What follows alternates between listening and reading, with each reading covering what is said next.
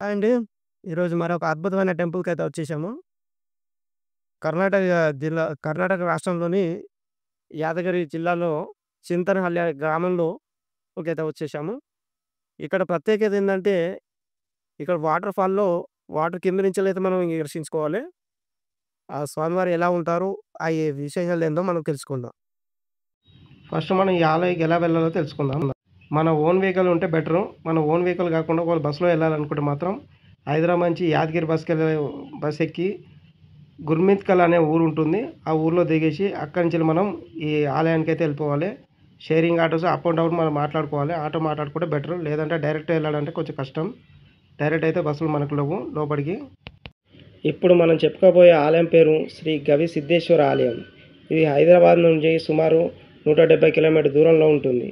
తెలంగాణ, కర్ణాటక సరిహద్దు జిల్లాలైన యాదగిరి చింతనహల్లిలో ఉంటుంది.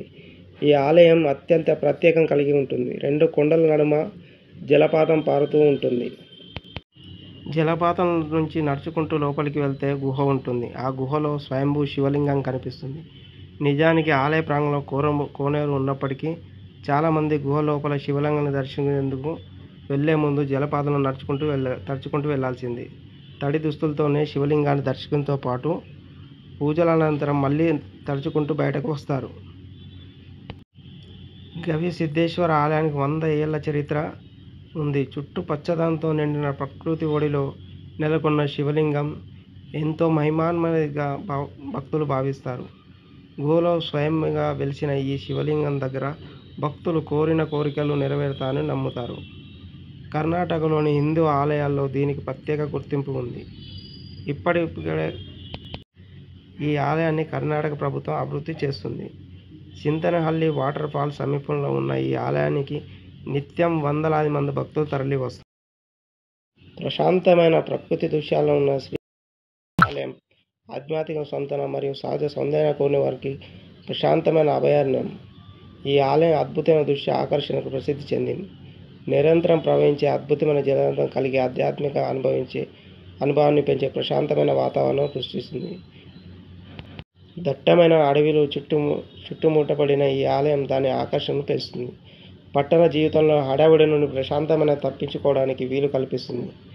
సమీపంలోని దుకాణాలు స్నాక్స్ మరియు కూల్ డ్రింక్స్ అందిస్తున్నప్పటికీ పూర్తిస్థాయి రెస్టారెంట్ లేకపోవడం సందర్భం సహజ వాతావరణంలో మునిగిపోయేలా ప్రోత్సహిస్తుంది. తరచుగా సుందరమైన వాతావరణంలో ఇంట్లో తయారు చేసిన భోజనాన్ని ఆస్వాదిస్తుంది. పరిశుభ్రత మరియు నిర్వహణ పట్ల ఆలయం యొక్క నిబద్ధత ఈ అద్భుతమైన ప్రదేశం యొక్క ప్రశాంతమైన వాతావరణం మరియు ఆధ్యాత్మిక ప్రాముఖ్యత ద్వారా సందర్శకులు ఉత్సాహంగా ప్రేరణతో వెళ్తారు.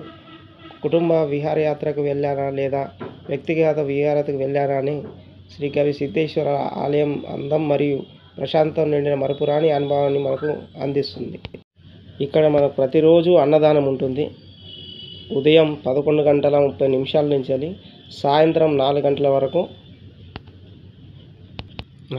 వరకు అన్నదానం అయితే ఉంటుంది.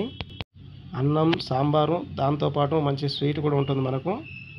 చాలా బాగుంది.